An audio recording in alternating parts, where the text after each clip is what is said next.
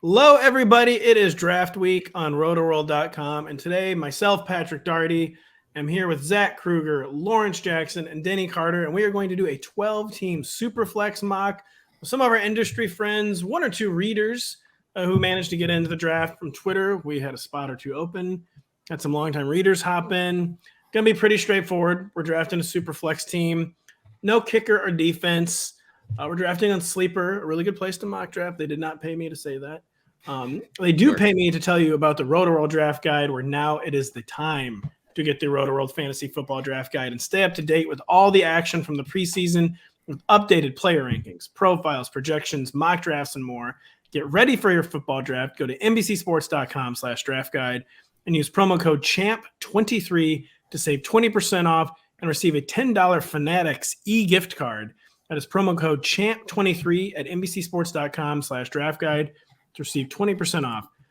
Real quick, anybody just want to give the viewers what a Superflex is? Most of our audience probably knows, but not all of our audience will know. Denny, what is a Superflex draft? I was afraid you would ask me. I actually know. It doesn't matter to him. He's just taking receivers. Yeah. Hey, you don't know me, around. Lawrence. He's not even serious. Yeah. Well, Superflex, is you have one position where you can put a running back, a receiver, a tight end, or a quarterback. Mostly the goal is to get two viable weekly starting quarterbacks to plug into your lineup. One for the quarterback spot and then one for the Superflex. But again, you don't have to, even though the media will tell you to. You don't have to. It is essentially a 2-quarterback league where if one of your quarterbacks gets hurt, you can start a non-quarterback is what Superflex really is. It's honestly one of the very best formats of fantasy. And it's honestly, I've kept these people waiting too long. We're going to start the draft. All right. And the first pick is Daddy's Home Fantasy Football. He is on Twitter. I believe that is his username. He has taken Patrick Mahomes. Oh, my God. Jalen Hurts is now already off the clock. These people are. That was Ben. Our friend Ben. Denny, how do you pronounce Ben's last name? Ben. I'll send you who it is. You know who it is. I know like 8 to 10 Bens. I don't want to mispronounce his last name.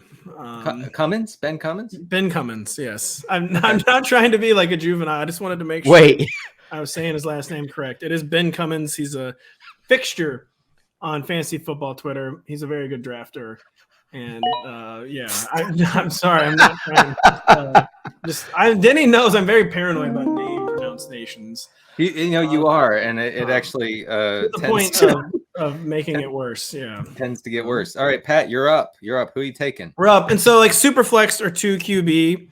I'll just be honest. I keep it pretty simple. I go quarterback or death to begin the draft, and like sometimes that kind of gets harder in the 8 to 12 range. It does not get hard here at the 1-5 or one of the big 5, and Joe Burrow is still there.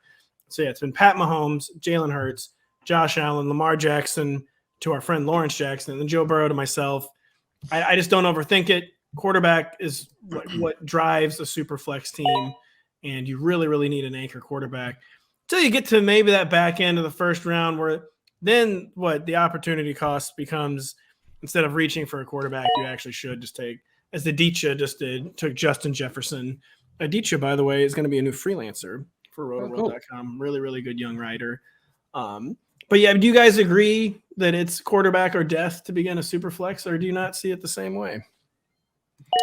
Well, it just depends. We see Justin Jefferson and Tyreek Hill come off the board here, and I think that's happening because of what you just said. It's like once those top 6 or 7 quarterbacks get drafted, then you have a decision, which makes it a little tough for the people drafting at the end of the round here. But at the same time, you'll get great value on players like Justin Jefferson, Tyreek Hill, CMC, and then we see Jamar Chase get taken at the 10th spot, which is, that's happened. That doesn't happen in any leagues outside of Superflex, but these guys will probably have to take a quarterback on the turn now that they got themselves a top receiver, but they won't have as high upside quarterbacks as those who drafted in the first half of the round.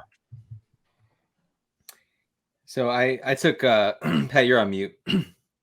So the folks are terrified of Justin Herbert, apparently. Maybe they remember Lawrence saying he was going to be a bust earlier this summer.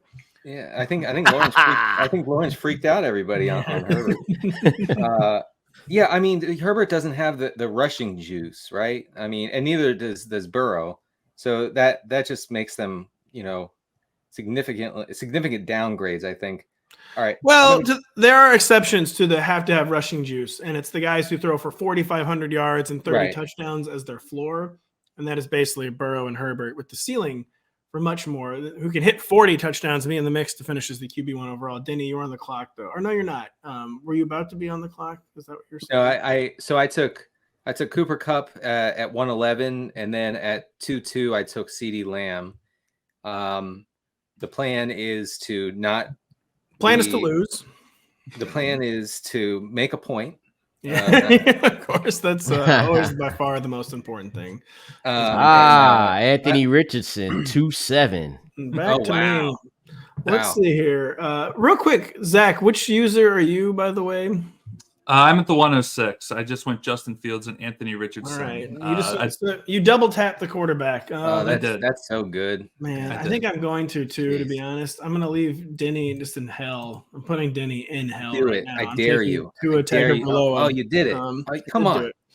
Lawrence, don't do it. Lawrence, come on. I like it. I'm not going to do it to you here, but I'm definitely going to do it to you on the way back in the third round. You got AJ Brown. Come on.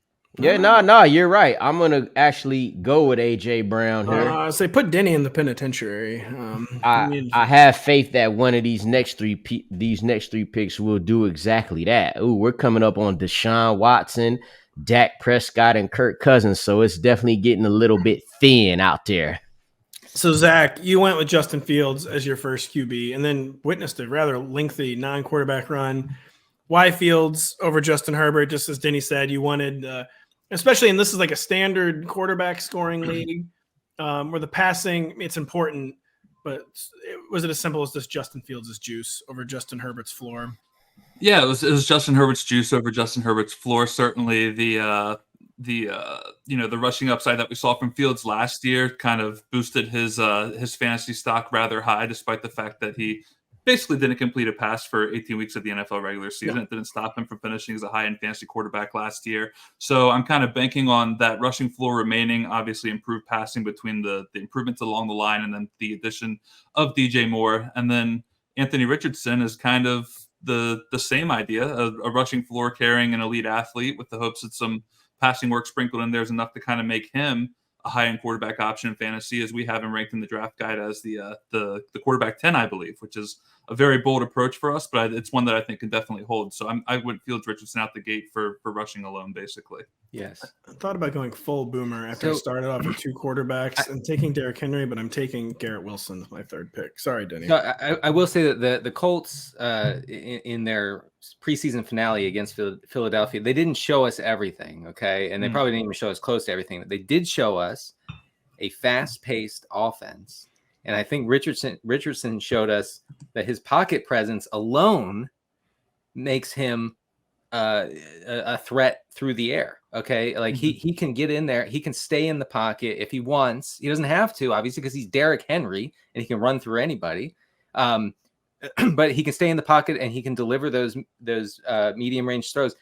I love that pick that Zach had as Richardson as the QB too. I think we'll be looking back at Richardson's ADP in all formats later this year and say that was the most ridiculous thing in the entire summer. Well, I kind of have had the opposite take on Anthony Richardson all summer, where like the young man's going to need a lot to go right to really pay off at his ADP, which in fairness didn't elevate as high as I thought it would. He seemed like he'd be like kind of one of those brush fire ADPs to me, where all of a sudden he's like the QB7 or QB8.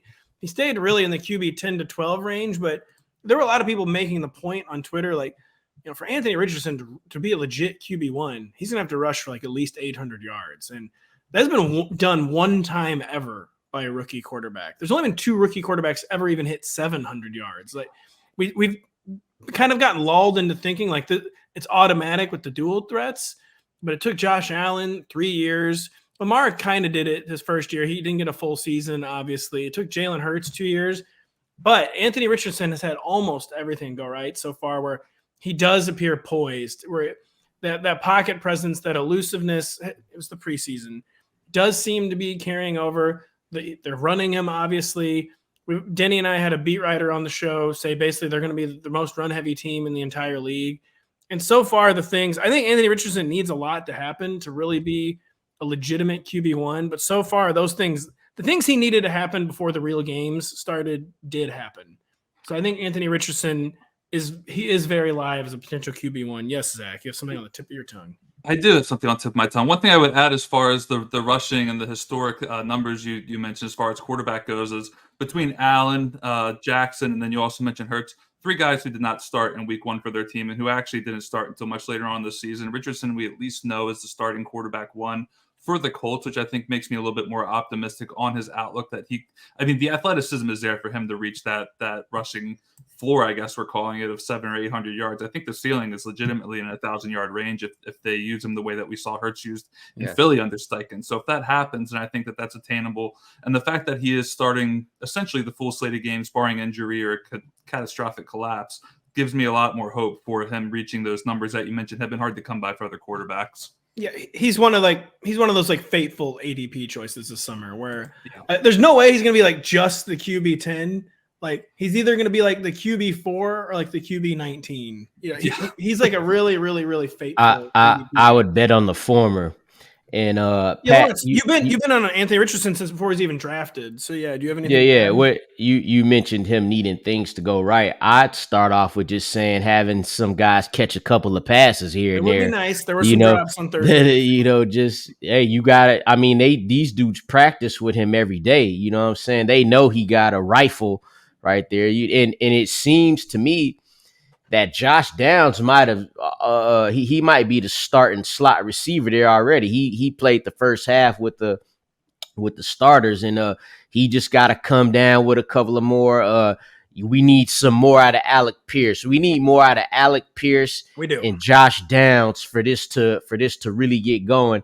Not mention the fact that having Jonathan Taylor would be pretty nice as well. Would be quite nice, although he's going to be a Miami Dolphin. That hasn't been announced during it. I wasn't trying to like break news. But, hey, I'm cool with that too. Yeah, that would be really nice. Because that just means I got to move Tua up to quarterback 3 right before the season starts. So I'm all aboard. I've been really all aboard the Tua bandwagon. My home league is the straight 2 QB league, not Superflex, and went on with Tua in my second round pick the other night. So yeah, all aboard. Speaking of Josh Downs, his preseason usage strongly suggests he's going to be on the field all the time in the regular season. And I think it can be the sort of positive offensive environment where a guy like Downs is like surprisingly useful for fantasy. I'm going to stop short of saying like a league winner. Obviously, rookie slot receiver, that's not going to happen unless you're Amon-Ra St. Brown. So I do think that Downs should probably be drafted in PPR leagues, 12, 14 teams at this point, because they like him a lot. Ben Cummins, by the way, has already taken 3 quarterbacks. All right. I'm a quarterback junkie, and I don't usually do that. I'm back on the clock. Jerry Jeudy would have been an auto pick for me here, but I think he's going to miss a few games. I'm going to go. I missed the receiver boat a little early, but I do have Garrett Wilson. I do have Calvin Ridley, which it's a nice little start at receiver. I was off Calvin Ridley all summer, and then like once the real draft started, I'm like, oh, yep. Constantly drafting Calvin Ridley, like almost constantly. Them training camp videos did it for you, huh? I am not immune. Oh, Denny and I had John Shipley come on the podcast. He was like, "Oh yeah," like came out there and was instantly the wide receiver 1, and basically was like, he's got big alpha energy, but it's more just about the ADP where receiver is not as deep this year. I think receiver had kind of been trending that way the past 2 or 3. I think it's the first year. There were several years where I'd look at receiver. Like the first 30 to 36 guys, you'd be like, any one of these guys could finish in like the top 18. Like that is no longer the case. Like the wide receiver 18 to 24 range even kind of starts to feel dicey to me. And that's where you find Calvin Ridley. And I think he has kind of the most upside of the question mark guys. I have to say our talk, and folks, if you somehow missed the Rotoworld football show from Thursday, check that out because Rich Rebar from Sharp Football Analysis really laid out scenario, a very plausible scenario, if I do say so, of the Jaguars being among the pass heaviest teams in the league. And that really changes things for me as far as how I see a guy like Ridley. Like if we can get a nice little volume boost for Ridley, even if he doesn't get back to his 2020 form, which I think is a bit of a leap, I think that'd be great for him. All right, I'm up. So everybody just stop talking. While you're picking Denny, I would say we're not really reading everyone the picks, but you're going to be watching this in video form. I'm trying to keep the draft board up here the entire time, so you can't examine everyone's team. Denny has started Cooper Kupp, CeeDee Lamb, Josh Jacobs, who I'm taking in almost every league, and Kirk Cousins. Denny, are you going with your second quarterback here? You are not. Oh my gosh. I like that. That's a good pick right there. I was thinking about taking him earlier in this round, Aaron Jones. That is what's interesting to me about this draft so far is that Denny was not the last person to take a quarterback or any other position besides wide receiver. We got a person in here. Number one punter who works for Player Profiler, so he's a bit of a fantasy hipster. And now he's on the clock for back-to-back picks after going 4 non-QBs. Let's see if he actually takes a QB. No pressure at all on number one. Oh, Bryce. Well, okay. Yeah, there was a guy he's got Tyreek, Amon-Ra St. Brown, Olave T. Higgins, and took Russell Wilson from the 1-9 spot. I can't tell who exactly that is. Mr. Mesmerize him. Oh, that's Anthony Reimer. That's Denny's friend. It makes sense now. Yep. Denny's got people all over. It's a worldwide, global organization. It's very scary. They're infiltrating all levels of government. He's radicalized. Let's just infiltrating every layer of civic society. It's very scary, to be honest. for me to be able to walk away with AJ Brown and Amari Cooper with Denny and his friend in this draft, I am truly blessed right now. I am blessed out here. You are. How'd you do that, Lawrence? Denny's second quarterback, Jordan Love, who all summer Denny has been all in on Jordan Love. Yeah, well, I'm not scared of Jordan Love. I think it's a good system. I trust his coach. I think he's surrounded by plenty of talent in Watson and Dobbs. I know Dobbs was disappointing for some of last year, but he was playing hurt. Aaron Rodgers didn't like him. We have to kind of write that off. Aaron Jones, Luke Musgrave. I think that Jordan Love's surroundings are really solid for fantasy purposes. Also, as our own Kyle Dvorak pointed out in a recent column, Jordan Love has been nails this preseason. Okay, no turnover worthy plays. 70%. DJ, can you cuz Mike real quick? Yeah. I'm just saying, look, Jordan Love has been fantastic. Everything that you feared he would be, he has not been. That is the most confusing thing I've ever said in my life. This is what I'm saying. Jordan Love has been good in a way that makes him a viable QB2. Denny is absolutely correct that the camp reports have been very positive on Jordan Love, and it basically seems like he learned something in his 3 years on the bench. Him and Kenny Pickett had the most of all the unproven quarterbacks.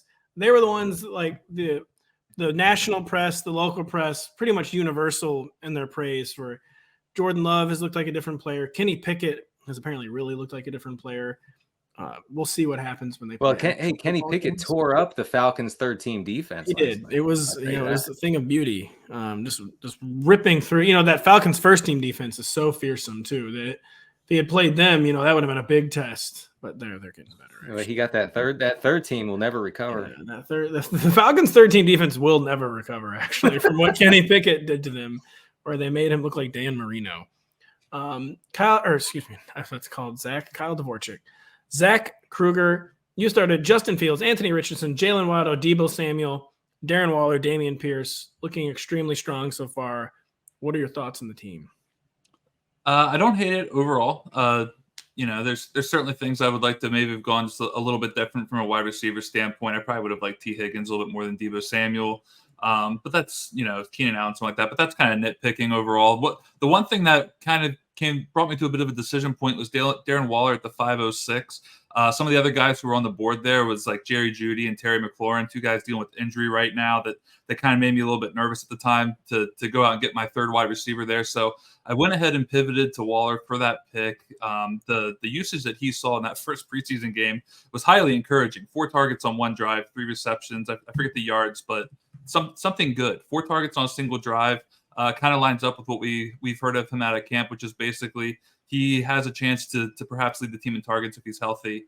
And they're going to utilize him a lot, and not just a lot, but all over the formation. So I went with Waller there. And then Pierce, based on his recent preseason snap share, which we can get a little bit into if we want to down the road. But Pierce has a chance to possibly be a 3-down back in Houston. Surprisingly, I found the other day that Rex Burkhead was an absolute force in terms of snaps on third down last year. The people forget. I'm here to remind you that he is now gone. And rest in peace to Rex Burkhead, who was monopolizing third downs in Houston last year. Long may he run. But now he's gone, and it looks like it could possibly be Dameon Pierce, who is essentially, seeing a part of what is, for those who do or don't like the term, vacated snaps and routes. 142 third down snaps and 116 routes run on third down alone could be available for Dameon Pierce, which I kind of like. So I went with him as kind of a later round potential bell cow option. Lord Don't Lose, also known as Lawrence Jackson. You took Najee Harris in the 6th round. That wouldn't happen, of course. I mean, even if he fell, it'd be more like the 4th round in a non-superflex. Why did you stop Najee's fall? Yeah, because like you said, it was just getting a little, he was on the board a little bit too long. He needed a home there, and like you said, in a non-superflex draft, the fall would have been to the 4th, maybe the 5th round. A lot of talk around Jaylen Warren and him cutting into the touches there. While that may be true, I mean the way their offense was running in their final preseason game, Najee Harris is still the lead back for the time being. They got him involved early through the run game and through the pass game. So to get him in the 6th round here, not just as my second running back, but as my second running back behind Nick Chubb, that's why I felt good about taking the pick, because I also have an elite back with Nick Chubb. Had I had my first running back been someone like a Jahmyr Gibbs, I might have taken another back to back in that scenario. Denny taking Matthew Stafford for his bench. Very curious. Wait Denny, a second.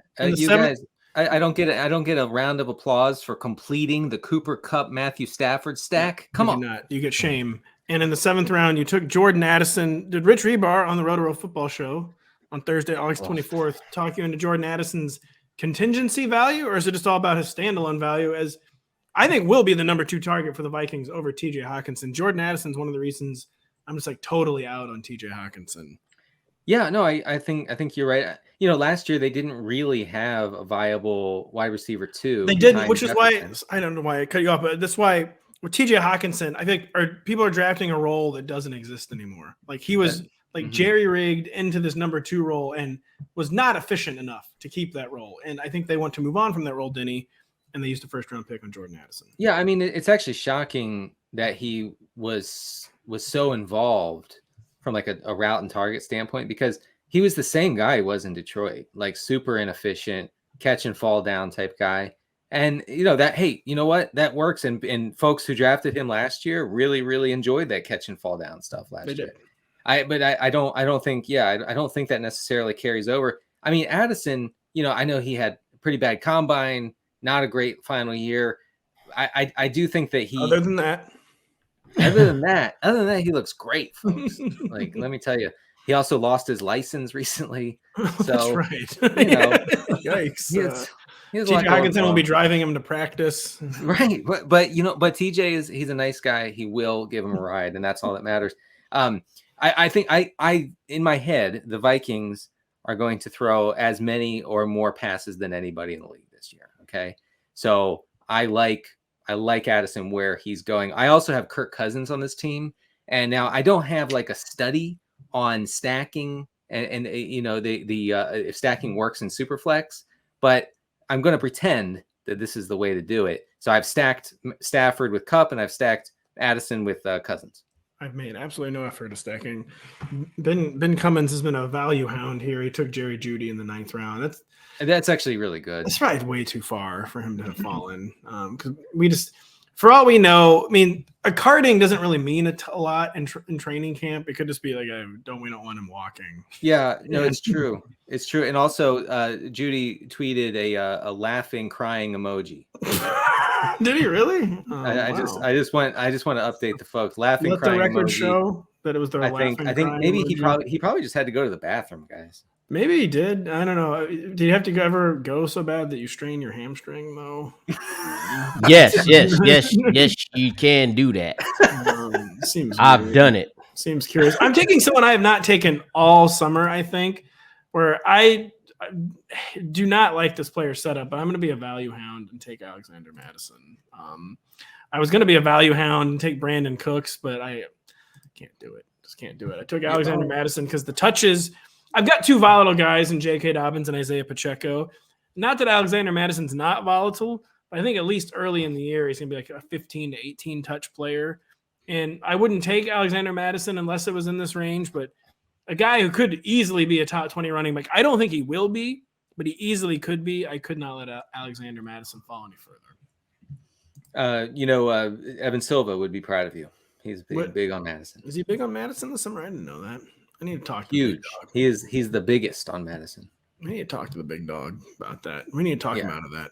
No, I personally don't get it. All due respect to Evan Silva. But I'm curious, trying to beef with the smartest guy in the industry. Very interesting strategy. I said all due respect. You can say anything you want after you say all due respect. You can, and you just did. I mean, look, watch this, Pat. With all due respect, your team is horrible. I mean, it might be. Sounds like a compliment almost. Yeah, it actually is. Coming from Denny, coming from this guy, coming from this clown who took Matthew Stafford. Yeah, I would hope this guy thinks my team's bad. Every time we do one of these mock drafts, and Denny and Pat, we've been doing a lot of these. Every time we do one of these, I'm like, man, I want to play this out and show these guys who the real Puff Daddy is. I wish you were in my league, I believe. I wish you was in my league with that pick, man. I believe that is the correct phrase. Yeah. You guys are going to make me take Brandon Cooks? Come on, man. Can you guys? I almost took Brandon Cooks. Can you guys tell me who Burn Zone is? I know it's one of Denny or Zach's friends. Phil Bernal, I believe is how you say it. He has taken 6 straight receivers. That's DJ a lot. Moore, DeAndre Hopkins, Drake London, Jahan Dotson, Quentin Johnston, and Gabe Davis. He's upside hunting after it began with Josh Allen, Austin Eckler, Saquon Barkley. It is probably the correct strategy for the way he started his team, although he does need a second quarterback. He's been radicalized. Yes, he has. Yeah, he has. Denny again has installed a puppet viceroy in the Burn Zone's municipality. The FBI is watching very carefully. They are. They are. They should be. They should be watching everything you do. So I like Brandon Cooks where I took him. Don't anyone say otherwise that it's a bad pick. But otherwise, with all due respect, it was a great pick. With all due respect. All right. So I feel like I need to take CJ Stroud here as my QB3 because I kind of like him just generally. That would be your fourth quarterback. Then. Be careful. We're hoping. Denny, that would be your 4th quarterback for the record. Here we there go. You go. Just took him. Never owned. Denny Carter is never ever owned. And now, you got all these people out here. Denny's just wreaking havoc. Burn Zone has 1 quarterback, and he's got to be just like punch. Do people still punch through a top hat? I think that's what Burn Zone is doing. I did that just this morning. Denny. So Denny, to be clear, we're not trying to make fun of you. Did you forget you had 3 quarterbacks? Yes. My intent. Yeah, you did. Nobody's drafted 4 quarterbacks today. No. Well, but I'm glad you did. I'm glad you did because that leaves one there's less. Something wrong with my app, I think. Yeah, it's the app. It's always the app. The app is a little confusing, I will say. It's actually a pretty good app, but they do love emojis. Oh, I'm on the clock here. I'm gonna take CJ Stroud as your 4th quarterback. That's all right. That's bad. You know what's even worse is Mac Jones as your third quarterback, which I just did. I like that. No, And I'm gonna come right behind you and take Juju Smith-Schuster. There we go. Denny, why do you like Mac as my third quarterback? I mean, because honestly, it can't be worse than it was last year. There's a slight improvement in personnel with New England. I mean, I would not take Mac Jones as my QB2 in a super flex, but I think QB3, I think you have a nice little cushion there. And I do think that in certain matchups, he will be playable. And it's weird. The AFC East is full, like really good defenses, but I think it's also full of games where the Patriots are just going to have to throw a lot. Playing the Bills twice, playing the Jets twice, they're playing the Dolphins twice. You don't even really need to know the rest of the schedule. A lot of games where like the passing volume is probably going to have to be very heavy for the New England Patriots. And that's another reason why I have found myself. I knew it. I knew Burn Zone was going to go Desmond Ridder right here. I should have picked him, my last pick, but I thought he'd get around. I just looked and see that this guy only had one quarterback. He did. I got, and I'm gonna take the last. I'm gonna take the last starting quarterback, which is Jimmy Garoppolo, as my QB3. Curious, that's Baker Mayfield erasure. I'm not. Baker Mayfield is the last starting quarterback on here, but for how long? So I ain't counting him today. Who am I? It's the first time I've been on the clock really without a plan. I do need love a receiver. I enjoy the Bucks. Overcompensating with 6 social media posts every day. Baker Mayfield QB1. It's time to bake. No one has ever been one more than QB Baker Mayfield. They are reinventing the QB1 post every single day. I love it. I just took David Njoku. This is maybe almost literally the first draft where I have first managed league draft, I should say, where I have not gotten Dallas Goedert, and I feel very scared. Feel alone and scared. Are you in on Goddard because the possible jump in pass and play volume, I guess, for the Eagles? Yes, because I think that's a distinct possibility, but also even if that doesn't materialize, his floor has just become one of the highest at the position, and the target share is locked in because we know like option 4 just isn't really emerging. Quez Watkins isn't going to emerge. I mean, it's not like the running back receiver share can really increase that much. They don't have any elite pass. Wow. Well, they kind of, I guess maybe they could, but shame on me. I just think Dallas Goedert's floor is so high and the ceiling potential is self-evident, as Denny laid out. Yeah. For the team that could have to throw more. I don't know if it's because I think a lot of people are placing a lot of faith in there's no way they can just be leading. And like, there's really this team that just made the Super Bowl could have a lot of second half leads again this year. Like people are like banking on like Eagles games being like a lot closer this year. I don't really know if that's a super great prediction. Like they're probably not going to be like blowing out people. The schedule's harder this year. But I've been hearing that narrative a lot this year that there's just no way this team that won the NFC is going to be playing with second half leads as much. Not sure I buy that. I don't know. I think that just a slightly worse defense, and we could get Jalen Hurts playing 4 quarters, which honestly was not a given. I was sometimes in DFS especially kind of nervous playing him in tournaments because you're like, hopefully he can score 35 points in 3 quarters because there's just no way he's going to be playing the 4th quarter. And you really don't see that very often in football. The last time I remember is when Aaron Rodgers would regularly be pulled with 6 minutes to go in the 3rd quarter because the Packers were up 38-0. There's been a few spans during the Mahomes era where that has happened with the Chiefs. Speaking of Mahomes, is it time for the nuclear option? I think it is. I want a little more upside at receiver. Tony? Yeah, it's time. Oh, come on, man. I thought we made a pact. I know. Yeah, he's never playing football again, but I just took him anyway. Fantastic pick, Pat. Curious. You think it is? You still like it, Lawrence? Was he on your draft board there? No, because I'm gonna take Sam Laporta here, but I like the pick. I think I took him in one of our happy hour drafts, which you're on the clock for that too. By the way, I sent a text. I said I'm gonna. I mean, if you're really skilled, you could just X out of this draft, and just go make your 2 back-to-back picks and come back and then take Deuce Vaughn or something. I thought maybe as the host. I thought maybe as the host, it would be a little too much of a juggling act. Patrick Crane in our best ball mock draft was drafting into, and Denny, I'll be honest, he got a little distracted a few times when he was doing 2 drafts at once. Crane. Oh yeah. No, the human brain is not meant to do that. Come on. He got a little distracted a few times. I like to get y'all's thoughts real quick on Dalvin Cook here. He just went at late in the 11th round here, and I think that's, you want to talk about what do y'all call it, value city? I think that's decent. Yeah, I think it's better than decent. Yeah, he should not be going behind Zach Charbonnet. Like, I feel like even in like the most bearish Dalvin Cook case, he should not. I mean, definitely. You know, you got Brian Robinson out there too, who went before him.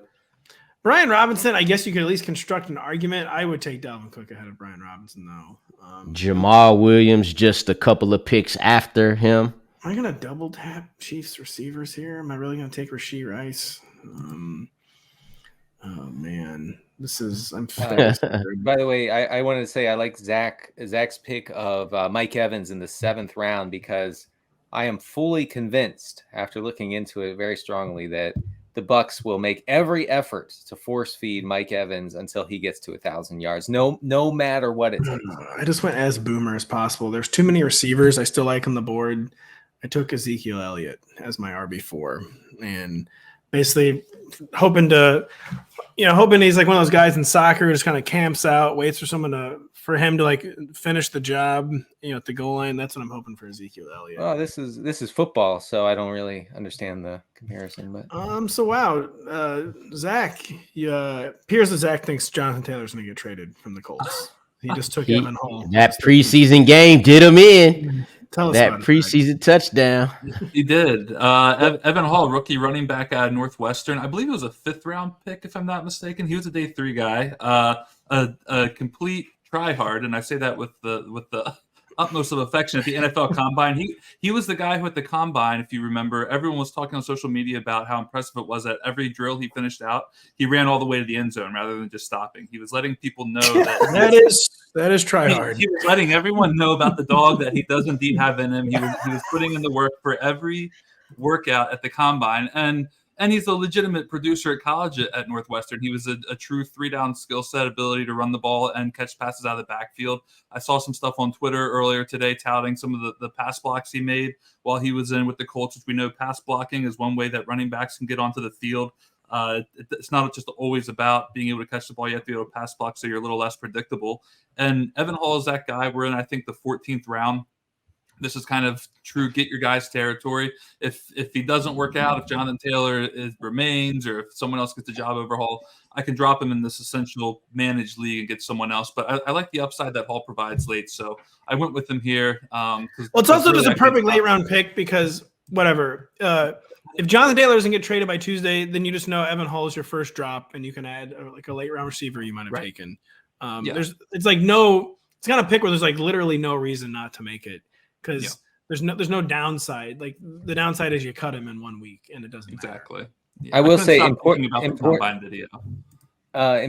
Evan Hall threw a hellacious block on a blitzer against the Eagles, and man, I mean, how much do coaches love that? A rookie running back lay in the wood against an oncoming blitzer.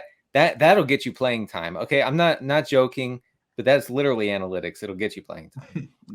And Aditya just sniped me on Rashee Rice, who I almost took instead of Zeke, and now I'm in infinite sadness. And how Tank Dell hurt? I can't remember. He's okay. I think he's okay. These guys took him. Gotcha. Even though Bob Woods is going to be the starting slot receiver, I'm taking Tank Dell. Anytime you can take the number 2 slot receiver on the Houston Texans, you got to do it. And I just did it. No, I mean, the Tank Dell case speaks for itself, but so does the downside. Uncontainable dog levels. CJ Stroud wanted him there. Massive college numbers. Impressing coaches all summer. Could be the dark horse leader for targets for the Houston Texans. But as is the case with Evan Hall and Zach, I could be dropping Tank Dell in 7 to 10 days. We're going to start with Lawrence. Take everyone through your 14-man team. We didn't draft kickers or defenses in the Superflex League. Lawrence, just read off your team and give us some at-large thoughts on the squad you put together. Yeah, so from the 4 spot in the Superflex, you're getting a top tier QB. I go with Lamar Jackson here. I'm gonna have my choice of him, Josh Allen, one of those guys. Then from there on out, man, I just want to let the draft come to me, see how I see it fit. So I go AJ Brown, Nick Chubb, then Amari Cooper, a little wide receiver, running back alternate there.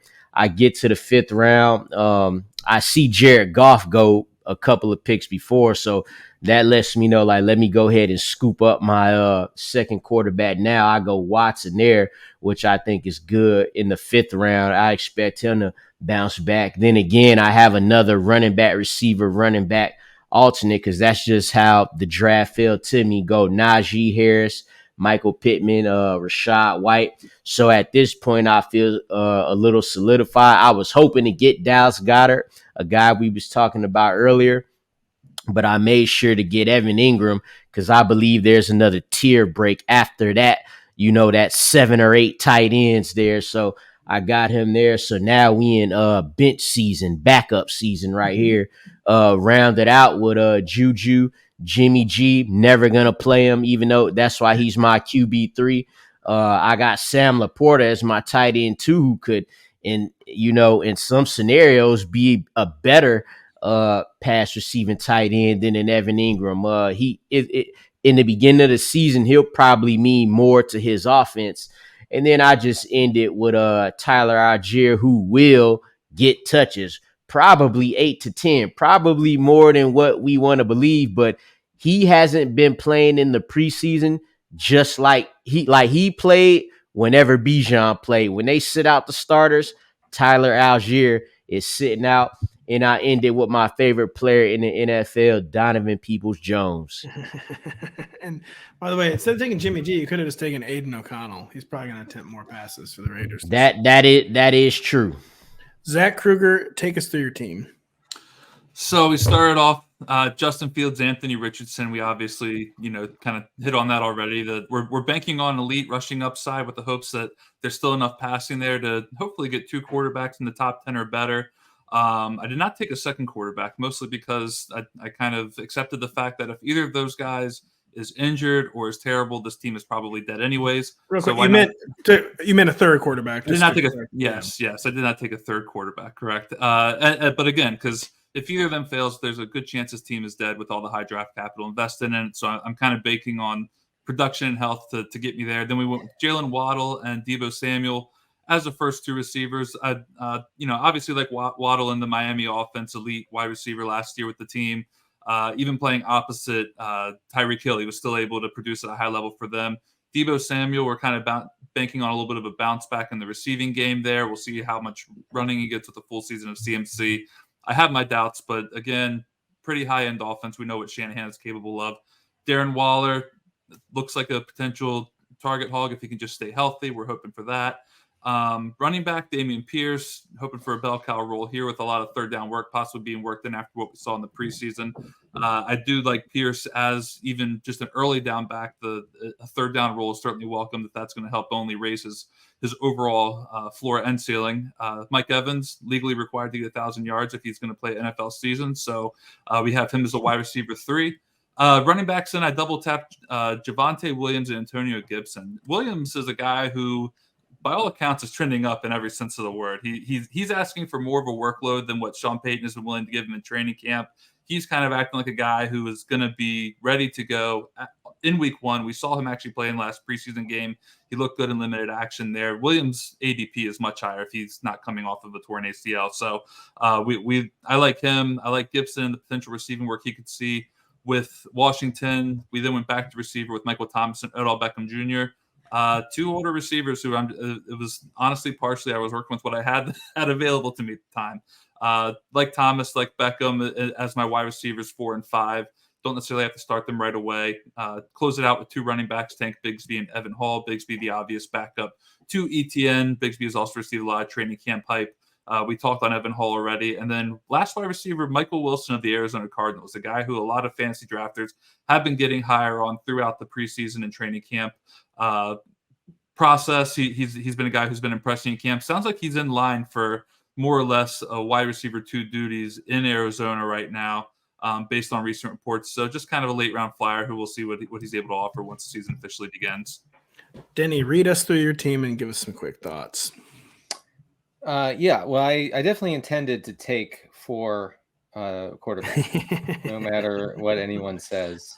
Don't believe what the media tells you about Denny's 4 quarterbacks. That's right. We meant to do that. All right, so yeah, okay. Sorry, I'm trying to get Cooper Kupp, my CeeDee team. Lamb, Josh Jacobs, Kirk Cousins, Aaron Jones, Jordan Love, Jordan Madison, cornering the market on Jordans, Matthew Stafford, Brandon Cook, CJ Stroud, Jamal Williams, Dalton Kincaid, Tajay Spears, and Deuce Vaughn, Denny. That's right. That's the team. All right. Dog levels with your reserve running backs, I'll say, with Jamal Williams, Tajay Spears, and Deuce Vaughn. Some would say like uncontrollable dog levels. Yeah, got some contingency backs. Got my guy Dalton Kincaid, who I've been hammering all off season. You realize you only drafted 4 wide receivers, I've just noticed. Was that the plan? Hey, 4 quarterbacks for 4 wide receivers. There you go. 1 for 1. That's analytics. Yeah, I mean, okay, if I'll just point out a couple things. I do like Josh Jacobs in the 3rd. I love Josh Jacobs in the 3rd. I mean, it just seems kind of silly that you can still get him there, so I did.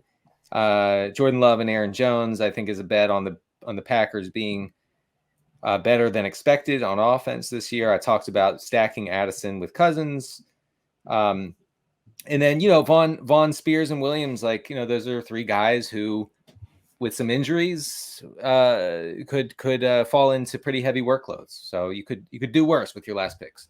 You could. I got Joe Burrow, Tua, Garrett Wilson, Calvin Ridley, Christian Watson, J.K. Dobbins, Deontay Johnson, Isaiah Pacheco, Alexander Madison, Mac Jones, David Njoku, Kadarius Toney, Zeke, and Tank Dell. And I like having 2 elite quarterbacks in Superflex. It's not mandatory, but it makes your weekly points floor just so high. I do like starting quarterback back-to-back if I can in Superflex. And then got some upside a lot of upside at wide receiver with Garrett Wilson, Calvin Ridley, and Christian Watson. You could argue too much downside.